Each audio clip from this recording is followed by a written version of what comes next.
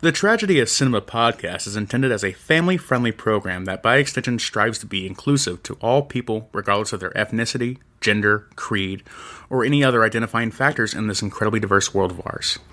With that said, some of the films we discuss may contain serious subject matters or have content considered morally objectionable by today's standards.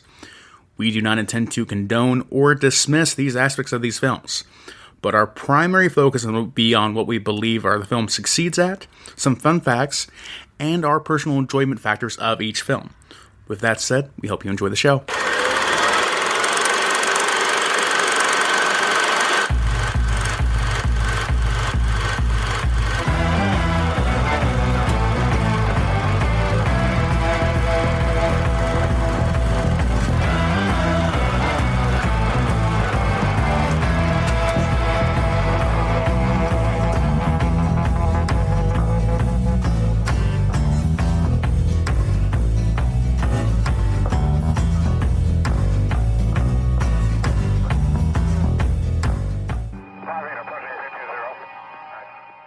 Close Encounters of the First Kind.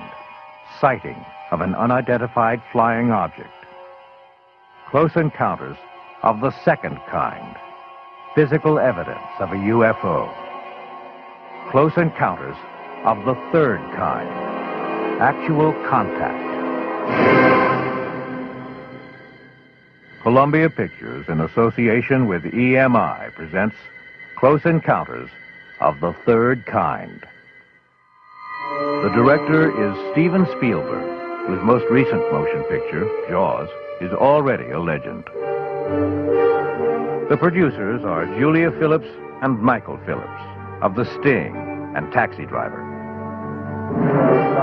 Creating special effects is Douglas Trumbull, who in this film goes far beyond his achievements in 2001: A Space Odyssey. For the music, there was only one choice. 11-time Academy Award nominee John Williams, composer of the scores for Jaws and Star Wars. The technical advisor is the world's foremost authority on unidentified flying objects, Dr. J. Allen Hynek of Northwestern University. Heading the cast is Richard Dreyfuss, who has shown his rare talent in such diverse films as American Graffiti, The Apprenticeship of Duty Kravitz, and Jaws. And making his American debut as an actor is the great French director François Truffaut, winner of the 1974 Academy Award. A close encounter could happen to anyone. It could happen to you. It does happen to Roy Neary.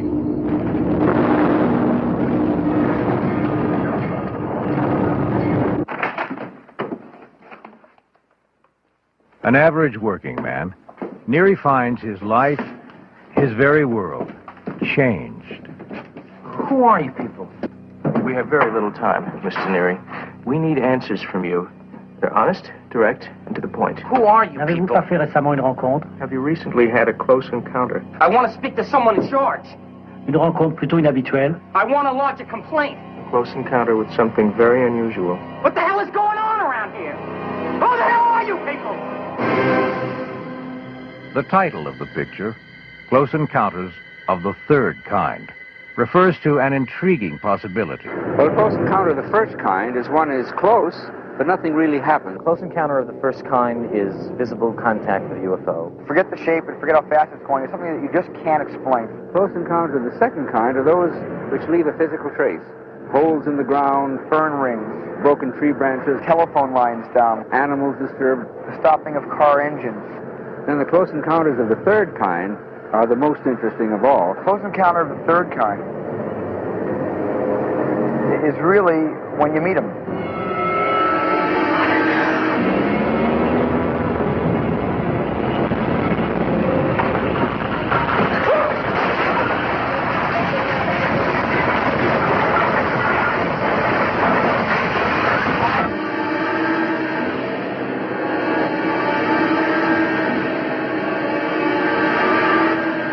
Close Encounters of the Third Kind. The experience of an ordinary man shared by people from all over the world, irresistibly drawn by a compulsion they don't understand. To witness the most dramatic event in the history of the human race. And what you will see has never been seen before.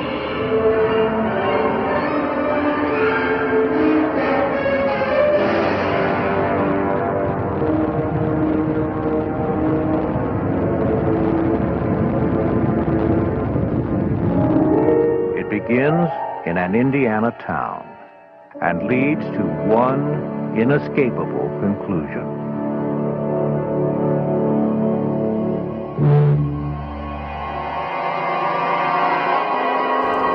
Hi guys, welcome back to the Tragedy of Cinema podcast. I am your host Jimbo, and once again joined by my colleague Kyle, right here as always. Kyle, right here as always. He's Close Encounters of the Sixth Kind. That's somehow, is that somehow a fat joke? I think it is. Well, I was going to say Close Encounters of the Fat Kind, but I didn't think you would think two kind of... He orbits around the third kind, or the third kind orbits around him, as it were. I was trying to be... The gravitational pull. I was trying to slide it in there and see if you would notice it. I'm trying to figure it out. Like, I think, yeah. I think I can somehow make that a fat joke. Yeah. So, in case you haven't realized, today we are talking about the great sci-fi classic Close Encounters of the Third Kind. This episode 95. Technically, it's like 183, but who's counting? But Kyle, before we get started, I got a little question for you. I am ready for any question you have. Of all the sci-fi / UFO alien movies, where do you rank Close Encounters of the Third Kind aliens and compared to like E.T.? You mean specifically the alien design? Just the alien design in this movie. Besides the one that probably abducted you and probed you last week. You know, we've all been there. It was consensual. He signed a waiver. In terms of alien design, I think it's like Coca-Cola in a way. And I want to say it's kind of the de facto standard. It's the gray bodies of what you associate with films in the past. So it's kind of the default alien in a lot of ways. So I think it's kind of up there in the top 10 for me, probably. Like, it is the same kind of like it is the gray body humanoid figure. I'm going to go on a limb, so you can't name me 10 alien movies. Yeah. Go. Okay. Alien, Fire in the Sky, Close Encounters of the Third Kind, Predator, Aliens, Echo.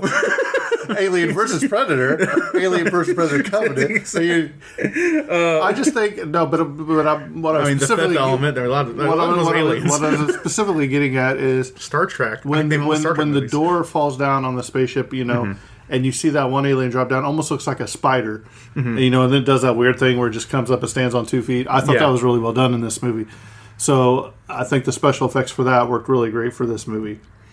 Yeah, I agree. And this definitely has a lot more of a... This is one of the most hopeful looks of a first encounter, I think. But this is a weird movie. Yes, it is very odd in many respects. I mean, Kyle was over here building a devil's mountain over here in the corner of my recording studio. As I do every week. I forget the name of it. The devil's... What's it called? The devil's... I know it's in here. Gosh. It's in my notes. I haven't got that far down. Screen on me in the moment. Yeah. No, now I don't know. If Devil's Tower. The Devil's Tower. Yeah. Okay, yeah. That's what it's called. But, this was my first time sitting down watching this movie, so it was really weird.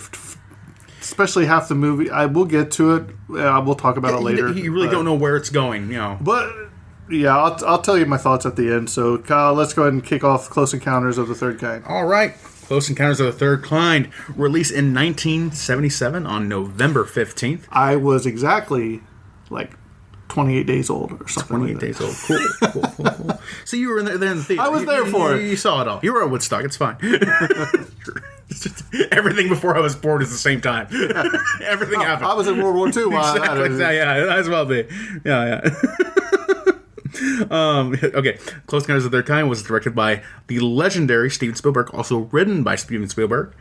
Producers were Julia Phillips and Michael Phillips. Composer was the legendary John Williams. Cinematographer was Vilmos Z. Sigmund. And editor was Michael Kahn. For the budget, we have a huge budget of $20 million for the time. That would be about $92.8 million to today. And gross take-home for the opening weekend was $1.7 million, which would be equivalent to about $7.9 million today. And gross in just the U.S. and Canada for the length of the film run was $135 million, which would be close to the equivalent of about $827 million of today, so big money right there. And then gross worldwide, a whopping $306 million in 1977, which would be the equivalent of $1.4 billion today. With a B. With a B, the big old B billion. That's the money they really want. That's about... that's more than like 15 times the original cost, basically, in just like gross production value. So like they made their money back and a whole lot then some. Let's see here. So other fun facts here. The other stuff we cover on the line. Let me pull it up here. I don't have it organized just yet. Oh my gosh. So I get past all the awards, but I'll cover that section just a bit here. We have a runtime of 133 minutes for the special edition, 135 minutes for the theatrical original, and 138 minutes for the director's cut. Which is what I watched. We watched the director's cut for this recording, yes. For the sound mix, we have 70mm 6-track medium-millimeter prints and Dolby 35mm prints. Color info, this is a color film by Metro Color Industries. Aspect ratio, this is 2.2 by 1 on 70mm prints, and also 2.39 by 1 for, I believe, the original theatrical release. For the cameras used in this production, we have the Panavision 65 HR camera for the special effects scene. For the special effects scenes, and the Panavision PSR R200, the Panavision C-Series and super high-speed lenses, and Panavision Panaflex, and the Panavision C-Series and super high-speed lenses are just set again. IMDb organizes these in kind of interesting ways sometimes, so I'm like, I'm just saying the same thing again. For the, let's see, film length, we have 1,000 meters flat. Process, they use digital intermediate 4K for the 2017 remaster, just released 5 years ago now. And for Panavision, they had an anamorphic lens for the Super Panavision 70mm special effects. Let's see here. And going forward, what are some of the other fun facts? Filming dates. This was filmed between May 16th, 1976 to May 16th, 1977. So a full year of production time for filming and After Effects, I'm sure, and all that kind of stuff. So a full year production, which is unusual for the time. Let's see here. Then moving on, we're going to go to the awards. Ba-ba-ba-ba-ba-ba-ba. It's a really good sound effect I got there. We miss you, Terrence. Let's see here. And the awards. First award we have written down here is the International Film Music Critics Award, where it won the best re-release of a previously existing score. By no means the first or the last. And we have in 2017, it was added to the National Film Registry. In 2010, it won the Online Film and Television Association Award for Best Motion Picture. Let's see here. And on 1979, it got the Golden Screen Award in Germany. It won the Golden Screen Award. In 1979, it won a Grammy for Best Album of the Original Score Written for a Motion Picture or Television Special. Of course, awarded to the legendary John Williams. Then for the Academy Awards, it won the Oscar for Best Special Achievement Award. I believe that's for the sound effects editing specifically. It also won Best Cinematography, awarded to Vilmos Zsigmond. Moving on forward, we also have the Academy Science Fiction and Fantasy and Horror Films Award in 1978, where it won Best Music, awarded to John Williams, of course, and Best Director, awarded to Steven Spielberg. Then we have the David D. Donatello Awards, where it won Best Foreign Film in 1978. Then we have the Motion Picture Sound Editors in the US of A in 1979, where it won a Golden Reel Award. And then finally, we have the National Board of Review in 1977, where it won the Best Special Citation for Special Effects and the MBR Award for the Top 10 Films of the Year. And that is the awards for the Close Encounters of the Third Kind.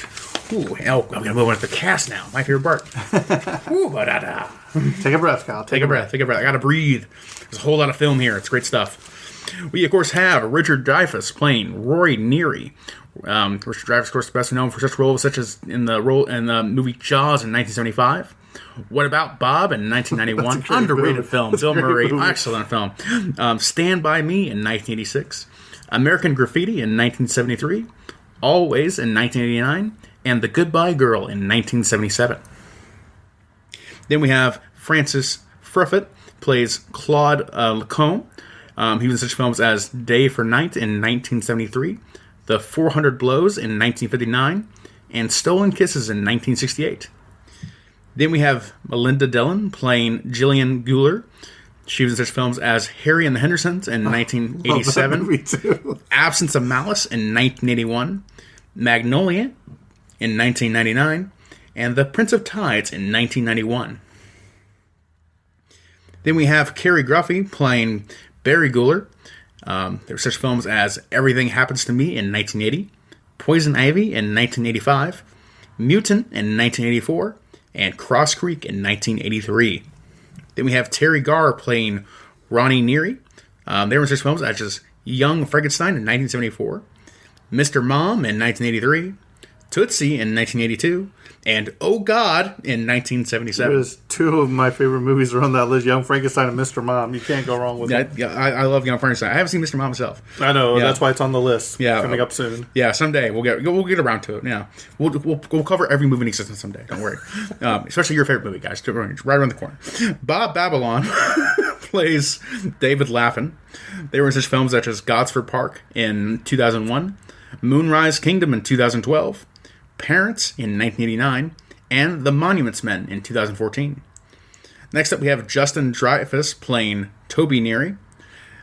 This is their only film. It was this film and The Munchies in 1987. There we go. The Munchies? Right. The Munchies. You can imagine what that might have been about if you're over 30. And that's your family place again. Yeah, Justin Dreyfuss also, of course, related to Richard Dreyfuss, so I'm sure it was a favor of a favor. Gets your family in there. Then we have a Patrick McNamara playing the project leader of the end scenes, kind of like Presley. They were in such films as The Fist Power. Yes, it is The Fist Power in 1990. Warning Sign in 1985. Gross Anatomy in 1989. And The Fury in 1978. Then we have Lance Henriksen playing Robert and the Alien. Playing Robert, just Robert. He was in such films such as Aliens in 1986, The Terminator in 1984, Hard Target in 1993, Pumpkinhead in 1988, and Near Dark in 1987. Then lastly, we have Warren G. Kimmerling playing Wild Bill. Regulators, mount up. Yeah. I think the song, not the movie. I don't think it's the same guy. I don't think it is. But The Lawyer in 1970, Hit in 1973, Eat My Dust in 1976. I just had to put some panache on there. And Brother John in 1971. Eat my dust. My dust. Roll Tide. Sorry. Okay, Jimbo, take it from me. Kyle. Before we dive in any more into this movie, I want you to give me, without looking at the notes, oh gosh, I had a to do that synopsis of Close Encounters of the Third Kind. Oh. So, act like I have never seen this movie before. How are you going to describe it to me? That makes me want to go see like it. a guy. I want you to read it like I want you to give it to me like I'm trying to sell it to you, like a trailer for the movie. Trailer. It was a dark time. Richard Dreyfuss is the third kind. And you know, it's a movie about an alien sighting and discovering the discovery and trying to find the truth that's out there. I don't know. I can't do a summary of this film. It's about a man kind of like, you know, abandoning his whole life to go on a new adventure to discover the alien contact which he had at the beginning of the film, and discovering trying to find the truth that's out there, and abandoning his whole life to go find out everything. Right, and it's not just him. There's several people in this film. It's now before we get started, there's one thing I want to say about this film that I asked Kyle. I said, there's this guy who's married to Terry Garr. I can't think of his name. Is it Dreyfuss? Jake? Justin Dreyfuss? Or no. This one. Oh. Roy. Yeah, Roy. Yeah. I think he's married to Terry Garr in this movie. Yes. And they have 2 kids. Mm-hmm. And they're going through some struggles, you can tell. They're arguing, and stuff like that. Yeah. But then there's this other lady that has this little boy. And the night that they see the UFOs, each has their different thing, and the little kid gets abducted. But him and her they both are going separate ways, then they end up meeting up together, and then they end up sharing a kiss in this movie, and I'm like, bro, you're still married. This is like, yeah, you still have a whole family and responsibilities to go on. I was to. like, yeah. And then you can kind of see where like craziness, paranormal sitting in, because, he's at home like throwing in plants through the window, dirt and all this. He's like, you'll see. And he builds this devil's tower like in his living room. Yeah. It's like he doesn't know what it is. He just keeps seeing this shape. and he sees it on TV, and she sees it on TV, and they end up going to. This is where obviously the UFOs are interacting with humans. So I just wanted to throw that out there. Yeah, it's a story of like a guy having his own cultural awakening, or is like what the commonly referred to now as like a midlife crisis almost. I'm just like, oh, I need to abandon my whole family and go be out and wild and explore this whole new world right now because I can't stay in this domestic life where I'm with my regular family and I feel miserable in there. Like, it's a story about a guy escaping. And more familiar, like, this was written before Steven Spielberg himself had a family and understood those kind of responsibilities that he needed to feel. So, like, I don't think it's a realistic character in that way because I did read later that if I forget which it wasn't Spielberg, I think it was the other guy that one of the guys that directed or cinematographer or something like that. Produced it or something. He said that if he had to do it all over again. I think it was Steven Spielberg. Him with his family doing the way he did, he wouldn't have put that in the movie. Because, So let's go ahead and start talking a little bit about this movie, some of the scenes in it. So during the Neary dinner scene, just before Roy piles the mashed potatoes, remember when he puts the mashed potatoes on his plate? Little girl Sylvia says, "There's a dead fly in my potatoes." This was unscripted, almost caused the rest of the cast to laugh. The scene was kept as is. That's great. The things the kids say, man, even while we were rolling. Right on there. Oh, God, dead fly. More protein. Eat up. You want another helping? Cary Guffey's performances were so good that they only had to do 1 or 2 takes of each shot he was in. He became known as One Take Cary on the set, and director Steven Spielberg had a T-shirt printed up for him with the phrase written on it. That's awesome. What a compliment. Steven Way to go, Barry. You're my favorite actor right now. The iconic 5-note melody, which, to communicate with the UFOs in this, they're getting these same, 5 notes, like beep, beep, beep, beep. And they end up hooking up like a whole synthesizer and lights and all giant synthesizer with lights and all that. It is definitely... It is definitely cheesy. It is definitely some 70s nonsense that I really appreciate. It's almost like playing Simon Says. A giant Simon Says. The aliens will understand this. Yeah. If you just repeat the message and back they just do it the same notes over and over. And they're like, what are we saying? We don't know. We have no idea. Hopefully, hello. The iconic 5-note melody was a chance arrangement that both composer John Williams and director Steven Spielberg happened to like out of hundreds of different permutations. The tone was later used in Moonraker in 1979 and again in the cue line in Star Tours in 1987. Makes sense. Yeah. Stanley Kubrick was so impressed by Cary Guffey's performance that he wanted him to play Danny Torrance in The Shining. However, Kubrick didn't get him for the role because of scheduling conflicts, so poor thing. So we got Jack Nicholson in there. Well, they cast Danny Lloyd. No, the little boy. Oh, they cast Danny Lloyd instead, yeah.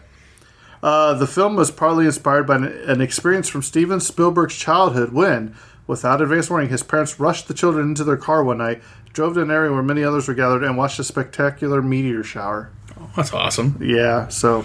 the words that the crowd in India chants are "Aye, aye, Ray, aye, aye," which I hope I say that right, but it means "he has come" in Hindi. The John Williams score was created before the film was even edited. Steven Spielberg edited the film to match the music, a reverse of what is usually done in the film's scoring process. Both Spielberg and Williams felt that it ultimately gave the film a lyrical feel.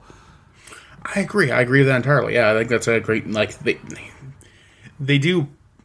I mean, the film isn't like a musical or sense where it feels like it's striking musical notes in each scene to scene, but the parts where it does have that as musical notes, it's very organic in a way that I really appreciate. It feels natural, it's very good. Steven Spielberg has stated that nothing in his life has been more difficult than editing the final 35 minutes of this film. I can definitely see why. It's definitely challenging to kind of... In all honesty, the director's cut we watched, it was a pretty boring movie until probably the last 35 minutes. You had to pay close. You're like, what is going on here? Because it gets a little out there. Because you have no idea what it's leading to, and then you have to decide at the end what it's actually leading to. And also at that point, when you think about the only real parallels to filming of how you kind of address those scenes, it also has to deal with the ideas of religiosity at that point, how you almost want to film it in a biblical highlight of ascending to heaven and all those kind of ideas. So you have to you have to think of these kind of bigger ideas in trying to film that, and that's very difficult for any filmmaker or writer because then you have to get ideas of spirituality and also ascension, or how do you want to push this as an ascent to godhood at that point. Right. That's how aliens are treated a lot in films of just they're so higher advanced than us that obviously we just treat them like a god in that case. So it's hard to do. The situation on U.S. Navy Flight 19, from which the airplanes that appear in the Mexican desert came, Disappeared off of Fort Lauderdale, Florida in December 1945. No trace has ever been found of the lost Flight 19, which left the Naval Air Station near there in 1945. I believe that's a to this day thing, too. I'm sure they never actually found anything. Is that the ones that were supposedly lost in the Bermuda Triangle? I believe that's what they're referring to. I think so. Douglas Trumbull achieved the dramatic cloud effects by filling a tank full of half salt water with lighter fresh water on top, then injecting paint into the top layer. The paint billowed through the fresh water, but flattened out at the top of the heavier salt water, creating the effect we see on screen. Which is really cool how those clouds came rolling in when the big UFOs were coming. It's always amazing to hear the trickery they kind of did to get practical effects working like that. Before now, everything is just CGI. So it's just, right. Yeah. For the scene in which Barry says, "Toys!" as he looks out the window and spots the UFOs, Steven Spielberg actually pulled out a toy car behind the camera to cause Barry's reaction. Fair enough. It's like, the best way to get a kid is just give them that genuine reaction, All right, Kyle. This is something you would do, and I think it's funny. All right, let's hear it. He ate a pie? Did he eat a cake? What happened? Francois. Truffaut's English was not strong. To get through some of his scenes, he stuck pieces of paper with his lines on them on various objects where he could read them and the camera would not pick them up. In one case, as he argues face-to-face with an army officer who has his back to the camera, he is reading his lines off a card pinned to the man's chest. He had shown some trick to an actress who was having trouble with her lines in Day for Night 1973, in which he played the director of the movie within the movie. The worst part is I'd probably be reading off his chest and then getting the words wrong. I would say family again. That's an inside joke. That's hilarious. This film is shown every night at the Devil's Tower KOA campground, thereby making it one of the most screened movies ever. Mm-hmm. Oh yeah, one of the things, the Devil's Tower itself is like an insane place to look at. Have you been? No, I've not actually been there, but I've seen pictures of like all around. Like that is like a sheer cliff all the way up there. I've seen pictures of all that kind of stuff there, and the idea of putting a military base on top just sounds insane to me because everything has to be airlifted up there. You don't just like build a ladder. You just well, that's not true because they walked up there. The movie did it, so it's fine. Right. According to Melinda Dillon, because it was done without rehearsal, the scene in the kitchen with all the objects flying around was truly scary, and her alarmed reactions were often quite real and spontaneous as she tried to protect herself and Carrie Guffrey. So they just here, stuff's gonna be flying at you. Yeah. Good luck. I had to look at it's too much for this podcast, but there was a story actually of a man who actually he took a parachute dive onto the top of the Devil's Tower, and he nearly died up there because no one could get him down.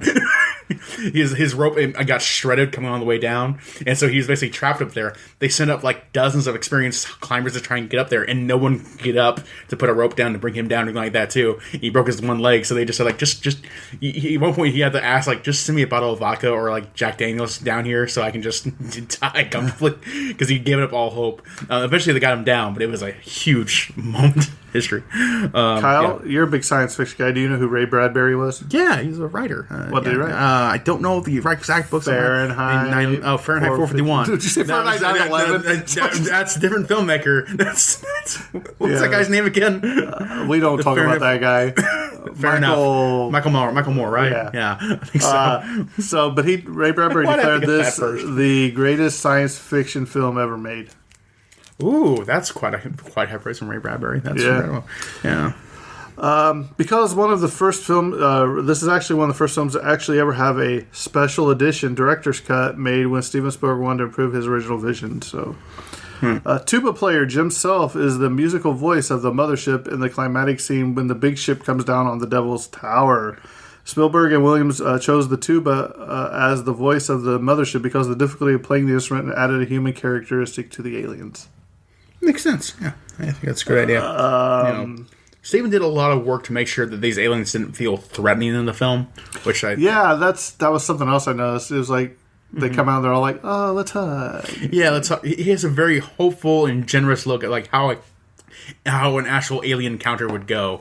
Other films definitely gone the other far in the way, which is really weird because all these people that have been missing, they have been gone. Yeah, they all have the list. They're checking them off, like, "Hey, where you been? Check." It's very interesting. For the scene where Richard Dreyfuss appears to go weightless in his truck in his first encounter with flying saucers, his truck was put on a turntable and rotated 360 degrees. Oh, that makes sense. That's how you do it, yeah. Melinda Dillon, Christopher Nolan does that nowadays. Right. Melinda Dillon was suffering from a broken big toe when location Shooting began in May 1976 at Devil's Tower. Afraid she might be replaced, Dylan toughed it out during the filming of scenes in which she, Richard Dreyfuss, and Joseph Summer make a run for the mountain. So she was doing all that with a broken toe. Ooh, ow. No fun at all. No fun at all. Real air traffic controllers were used in the opening sequence. Mm-hmm. When the lights go out in the Neary house during the blackout, the miniature lakes on Roy's model train's layout continued to glow in the dark. This was supposed to have been the payoff of an earlier conversation that was cut from the film in which Roy's son Toby accused his father of stealing his luminous paint, which Roy insisted was not true. He really liked his models. Yeah. That train. he went all out. I appreciate it. Something else that was really cool about this movie is actually set in Indiana. The main character's house. Yeah, they do. Yeah, he's a Hoosier. Yeah. He's one of us. We own Richard Dreyfuss now. That's the rules. That's the rules. I don't care where Richard Dreyfuss is actually from. I want my royalties. Yeah, exactly. J. Allen Hynek was a famous ufologist and the creator of the diverse kinds of contact with extraterrestrial life, as explained in his book, The UFO Experience, a Scientific Study in 1972. The first kind is a sighting of any one or more UFOs. The second kind is observation of physical evidence of extraterrestrial visitation. The third kind is contact with one or more extraterrestrials. Hynek made a cameo at the end of the movie, credited as the smoking pipe at landing site. Okay, smoking pipe at landing site. It's such a... I guess it could have took more place in the 60s, stuff like that. But this is a whole cultural movement, the idea of alien abductions or alien UFO sightings for such a long time. And recently we've gone through a similar kind of not cultural movement, but a similar thing with the UAPs, unknown aerial phenomena now, with their own unknown sites that we thought are these aliens or not? But we know they exist in military records. So it's kind of interesting to see back then it feels like everyone was there was people that are really worrisome about the idea of aliens invading, but also Steven Spielberg I think was really excited about the idea of someday meeting aliens. He really wanted that to happen, and there were a whole lot of people in that generation that wanted that whole new beginning of starting a new cultural revolution by meeting aliens. I said oh, this is how the whole universe works and all kind of stuff too. Yeah. And this one definitely airs on that side of the world, I think. So fun stuff. Stuntman Craig R. Baxley was injured during the sequence where the police cars are chasing the UFOs on a mountain road. This stunt called for him to skid around a turn, go through a fence, and over an embankment. But Baxley was traveling too fast, and he overshot the area where he was supposed to land. His car landed too hard, and even though he was wearing a helmet, he received head injuries. He was hospitalized for several days. Oh, wow. I assumed that was done with miniatures. I didn't think it was real. Wow.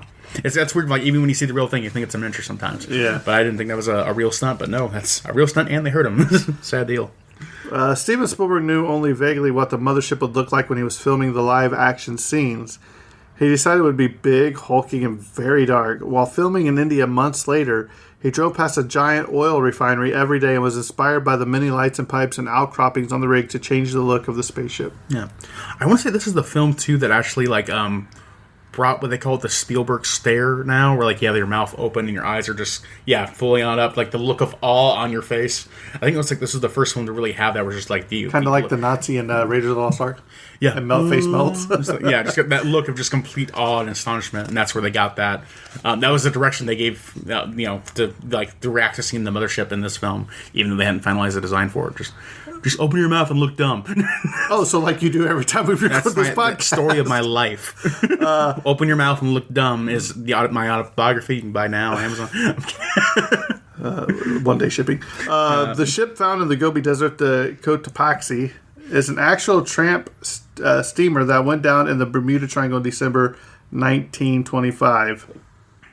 1925. So that was pretty cool when they found it in the Gobi Desert. Remember? Yeah, going through actual historical data, let's actually bring this stuff to life or something like that. And I think, and if it's in the notes somewhere, I do believe that's the scene where they do the forced perspective, where it's just a miniature or something, but the way that they shot it looked like it was huge. You know what I mean? Yeah. They should have just brought Amelia Earhart in just the last second. Just walking. I was here the whole time. I'm fine. Wasn't me. It wasn't me. Richard Nixon there, what? Nixon? He was. I'm not a crook. Yeah, I'm not a crook. And then Elvis shows up. Exactly. Thank you. Just all the celebrities that just what? Elvis has left the planet. Every celebrity that confuses you, secretly an alien. Michael Jackson's there. Wow. real early. Wow, too soon. Most of the UFO miniatures were filmed in dark, smoke-filled rooms to give them a halo effect, so the beams of light emanating from them would be more prominent. So cool stuff. Definitely gives them that more alien the feel, last too. scene to be filmed was the opening scene in the Sonora Desert. Mm-hmm. The Sonora Desert? What? That's what it says. Let me see that. Sonora. I got Sonora Desert. Not the Sahara. Okay, Sonora. Okay. Making sure you didn't just have a stroke or something. Kyle, look up Sonora Desert and tell me where it's at. I'm gonna look it up. I got. I am on the task, Jimbo. Don't worry. I got this. It is possible to see an upside-down R2-D2 from Star Wars in part of the large spacecraft that flies over the Devil Towers. The SFX people needed more detail, and so supposedly there are many more items, such as Shark from Jaws. R2-D2 is visible as Jillian sees the mothership up close from her hiding place in the rocks. Mm-hmm. Yeah, it's a desert in Arizona. Thank you. Yeah. Thank you very much. You're welcome. Okay. I'll be here all week. I'll validate you. Yes, you're welcome, Elvis Presley. Alien abductee. Possibly alien himself. The large, long-armed alien character who came to be known as Puck was a puppet created by marionette maker Bob Baker, not to be confused with Bob Baker. Barker of The Price is Right fame, with an upper torso and head and articulating features for close-ups by Carl Rambaldi, who had created the ape's face in the remake of King Kong in 1976. 8 people operated the mechanisms to control the puppet, and Steven Spielberg was so pleased with it, according to Rambaldi, he often played with it. It should have been like the Mogwais from Gremlins. Just walking, hi! Bright light! And the scene where Ronnie cuts out a newspaper article about the UFO sightings the night after Roy's first glimpse of the UFO, an article on Star Wars 1977 appears on the other side of the UFO article. Steven Spielberg edited the film secretly, not at the studio, but in a rented apartment in Marina Del Rey under guard. It's just... like he's doing his own drug deal back in the Can you imagine if he's doing it by himself, though? That was a lot of work. That sounds like some insanity that I could see him doing, especially in his younger years, I'm sure. Melinda Dillon, who earned who earned an Oscar nomination for her performance, was not cast until the weekend before she was due to begin filming. Whoops. Going back to the previous fact again, like about working in the hotel room, I think this film is also the idea about Steven Spielberg writing a story about his own obsession in life. Like, he's obsessed about making the perfect film, and he's writing a character who's obsessed about finding the truth about aliens and finding the truth in the world. Like, for him, like, Spielberg, filmmaking is his truth. So, like, him working nonstop in the back of a hotel room under guard sounds like exactly something he would do back in the day. Crazy man. One early concept for interpreting the aliens included an orangutan on roller skates. The idea did not work because the orangutan became very frightened the second its roller skates touched the ground, and it kept grabbing onto the arms of its caretaker. That's fan. Can you imagine? It's cruel, but I want to see it. That's awful. That's Do it again. A model miniature was used for some of the shots in the climatic scene. At least part of the illumination coming out of the ship was created by a set of Christmas lights strung up on the back of a metal plate behind little tiny alien figures, creating the silhouetted look we see. This was composited into a shot with real-life actors. The 9-foot diameter model of the mothership that was used in the final sequences was kept locked up in Steven Spielberg's garage to help prevent pictures of it from appearing in the media before the release of the film. Taking up 9 feet of his garage. 9 feet of the his garage. mothership. Just the whole garage. You just open the garage like, this is the mothership. Roy's son Toby was played by Justin Dreyfuss, who is the real-life nephew of Richard Dreyfuss. There we go. Yeah, I got that back in there. I knew he was related somehow, but I forgot the actual relation. Yeah. Richard Dreyfuss's father was an extra in the film and spent 6 months on location. However, the scenes in which he appeared never made the final cut. He showed up in the cast list, though, so I made sure to include him. Oh, that's surprising. I wonder if he's in one of the special or director's editions, possibly. I wonder if, like, not the final cut, the theatrical cut, but maybe he was in the special or director's cut, possibly. I don't know. They got those extra minutes. A highly detailed miniature in the filming technique, the forced perspective, here's was the ocean freighter that was left stranded in the Gobi Desert. So there's the mechanical monkey scene clinging the symbols in Barry's room was actually meant as a homage to a scene featuring the same toy in Rebel Without a Cause in 1955, which oddly enough we will be covering in I think 2 near weeks future. From now. According to the book Real Gags by Bill Givens, Grateful Dead singer Jerry Garcia was an extra during the scenes in India, and he can be seen in a crowd shot. Oh, cool. That's really neat. Steven Spielberg had approached Steve McQueen, Dustin Hoffman, and Gene Hackman for the role of Roy Neary. Jack Nicholson was also considered. McQueen turned down the role because he said he wasn't able to cry on film. He was the man's man. Which covers cry. Yeah. I refuse. I've never cried in my life, even as a baby. I won't cry at my own funeral. I won't cry at my own funeral.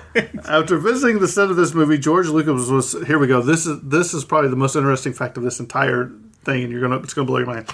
After visiting the set of this movie, George Lucas was sure Close Encounters of the Third Kind would outperform the yet to be released Star Wars at the box office. So him and Spielberg being friends, because Spielberg disagreed, it felt Star Wars would be the bigger hit. And the idea of a compensation in case... The bet, yes. Okay. Yes, and the idea of getting a compensation in case to Star Wars were a box office bomb, Lucas proposed a gentleman's pact, as they were close friends from the university, trading 2.5% of the profit of each other's movies. Spielberg accepted the deal, and Lucas still receives 2.5% of the profits from this movie, as Spielberg receives the same from Star Wars. That's incredible. One of these things are not like the other. I'm sure. But they're like, they both have a lifetime of being extremely. But how much more money do you think Spielberg has made from Star Wars? The 2.5% from Star Wars over the 2.5% that Lucas took for Close Encounters. I bet it's enough that I could live off 2% off that. I'm going to say it's probably that much. I'm going to say it's 0.2%. Yeah, I'm going to say 0.2%. Yeah, enough for generational wealth to be. In a Rolling Stone magazine interview at the time of the film, Steven Spielberg said he drew inspiration from the song "When You Wish Upon a Star." The score features a brief moment based on the song's music. Can be heard during the closing scene. Also, if you remember in the film, Roy talks about taking his family wanting to see Pinocchio, which the film of the song was from. Cool. Oh, it's right. Yeah, they could either go see Pinocchio or go bowling, I think it was. I mean, watch Pinocchio. He was getting really mad about it. It was like really odd. We're going to watch Pinocchio. We're going to watch Pinocchio. Okay? The mothership's appearance was eventually reused several times. In one episode of He-Man and the Masters of the Universe, an alien race called Bendari arrives at Eternia in a spaceship whose shape resembles the mothership. And in Uncle Fester's Quest, the Addams Family in 1989, another alien race who abducts all the population of the city travels aboard a spaceship very similar to the mothership. I've not seen that episode. Okay. Which one? Oh, the Uncle Fester thing you just said. The Uncle Fester's Quest? Uncle Fester's Quest. Yeah, I've never heard of that. That was the movie, wasn't it? The Addams Family, Uncle Fester's Quest in 1989? I do believe so. Addams Family and the Addams Family values, Uncle Fester was... I have no idea about the alien stuff. You need to look that up. I need to look it up. NASA is said to have sent a 20-page letter to Spielberg telling him that releasing this film was dangerous. Both they and the U.S. Air Force refused to cooperate with the making of this film. I remember it was like, oh yeah, Independence Day as well. I had the same problem where like as soon as they mentioned Area 51, it was like like nope, we're not doing any association from this film at all. Roy and Ronnie Neary could have been the inspiration to create the main characters of The X-Files, Fox Mulder and Dana Scully, where Mulder is the believer and Scully is the skeptical, imitating Richard Dreyfuss and Terry Garr in this movie. That makes sense. I agree with that entirely. Oh, Uncle Fester's Quest was a video game, not a movie. Oh, okay, that's why I was so confused. Like, you talking about a movie? I've never heard of Uncle Fester's Quest. You've never heard of Uncle Fester? Oh, I know Uncle Fester. I know, Harold Lloyd and all that kind of stuff. Good stuff. So you call him Harold Lloyd? Is that what you just called him? Did I say Harold Lloyd? No, it's Christopher Lloyd, isn't it? Yeah. Harold Lloyd. It's a...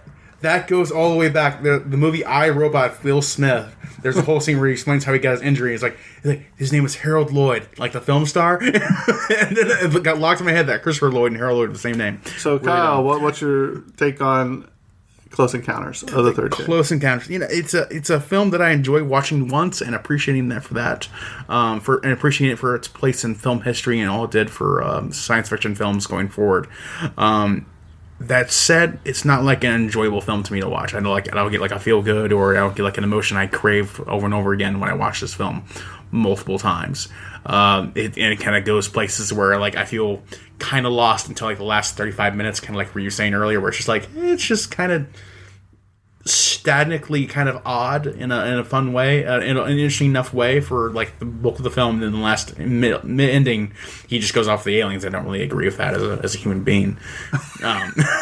Especially leaving your kids behind. Hey, maybe don't abandon your family. Yeah. just put it out there, But like he just, some guys get abducted by aliens, other guys go for milk. Either way, they don't come back. Sorry. So overall, like it's maybe not like a film that I personally find all that enjoyable, but I still appreciate it for what it does, and the practical effects, of course, are also really, really great. So I think it's an excellent film, worth watching, especially for it deserves to be on that list of 1,000 movies to see before you die, or the 100 movies before you see before you die. I think it deserves to be up there. Would you consider it one of the top 100 movies of all time? Yeah, probably not personally. If I ever had to make that list for myself, I probably wouldn't put it there. In terms of film history, though, I think it does. You can make a solid case for what it does there, just for pure film history's sake. So I think it deserves to be up there for, globally, if you consider it for that, it's yes. But personally, I probably wouldn't put it in my top 100 if I ever got down to actually making a top 100 list in my life. So yeah, that's where I kind of feel about it. Jimbo, how do you think you feel about the film overall?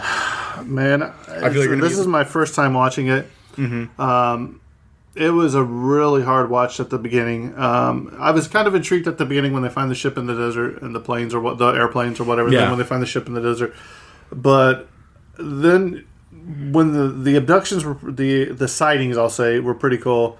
And then it just starts getting weird after the first night of the encounters, where they actually, Roy sees the ships. And they come around, and then Toby and his mom or whatever, where they come around the corner and they see those three.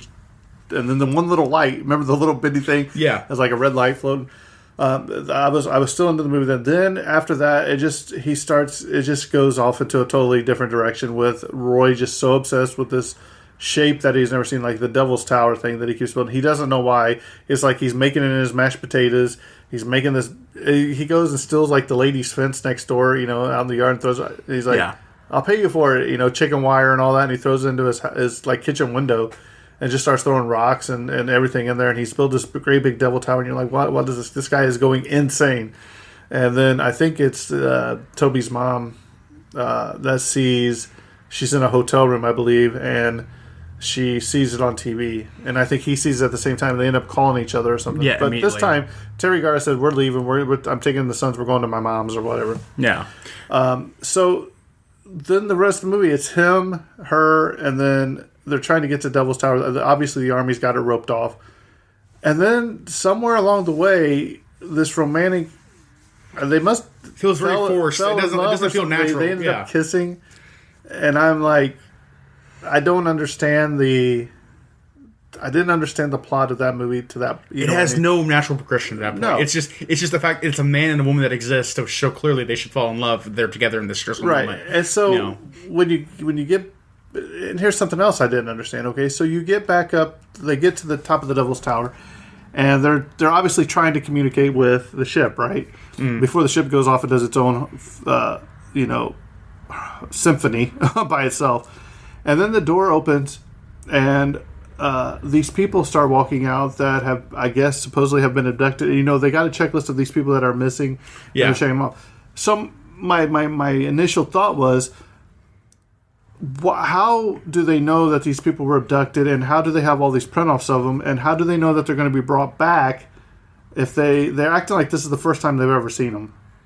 Yeah. So to me that says that they may have been doing this longer than what they thought that they knew about, and if that's true, then why didn't they already have the communication devices of the musical notes to telecommunicate with them already? Yeah, it's like a movie that's like too big and too small, where it has like a lot of questions that it asks, but not enough questions that it answers in a good, compelling way. Right. So it's like this movie is not flawless in a lot of respects, even though it set the stage for a lot of things.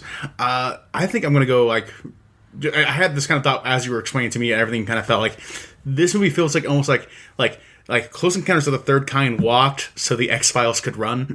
In a lot of ways, like a lot of the things that were covered in Close Encounters of the Third Kind, X-Files did their own version of them, that I feel like they actually did superior in many ways in the 90s, actually. So right. I think almost like X-Files did a superior version of like the long form of this. And speaking of X-Files, Colin and I have tossed around the idea of covering each episode of the X-Files just because it was such a great show for when it was out, and it left a lot of things that people talk about or want to know about, and they didn't tell you the whole thing, but they gave you enough to make you wonder in a lot of those and about the government and stuff. Yeah. So we're still tossing around that idea. We still might cover it, but this movie is just. I'm glad I watched it once, but it's not one that I'm going to rush to and watch over and over and over again. If I want to watch an alien movie, I'll watch Independence Day or Signs or something like that. This is a film that other films learned from and did better versions of in many core aspects and ideas. That special I really effects outstanding. Yeah, the music outstanding. Yeah, and I'm not even saying the acting was bad. I think it was the script. Yeah, that was pretty bad. Because you could have done... It didn't age well in the way you'd hope other movies do. It would have been more interesting to me to see Roy have his kids kidnapped or abducted, and Toby abducted, and see him, his wife, Terry Garr, and this other lady come together where maybe they could have reconciled their marriage because their sons were missing. You know what I mean? I think that would have been a much better film. That would have been a cleaner film, easier to follow. But I'm not Steven Spielberg. Yeah. And I didn't write this movie. But I'm just saying, if I was to write it, that's how I would have. I bet, I would bet, if Steven Spielberg were to do this movie today, he'd probably do a lot more things that now. My thing was, I don't care if Roy gets vaporized in this movie. They made me feel no connection to Roy whatsoever. Yeah. I don't care if he died on the side of the mountain. I don't care if the one guy that got the... pesticide dropped on him. He was on the side of the mountain. I don't care if he died. I don't care if the lady died. All I cared about was that little kid getting back to his mom. I mean? That's the only thing I cared about, and wish they paid that off. But it was very beautifully done. But just it's good for one watch. I don't think I'll visit again for a long, long time. But you have to appreciate it for what it brought to the movie industry. Yeah, we both appreciate it from a historical perspective, but it's not a film that you go to strictly to enjoy versus watching. I don't think. Yeah. So I think this episode's coming to a close. So next time we will be discussing one of the greatest movies of all time. They say Chinatown. That was also my first. That was also my first viewing of that, and you think this movie was weird. That one's got a deeper, thicker, meaningful plot. It's at least more on point with the genre, I think. Right. We'll talk about that later. So with that being said, I think this episode's coming to a close, and that's a wrap. And cut.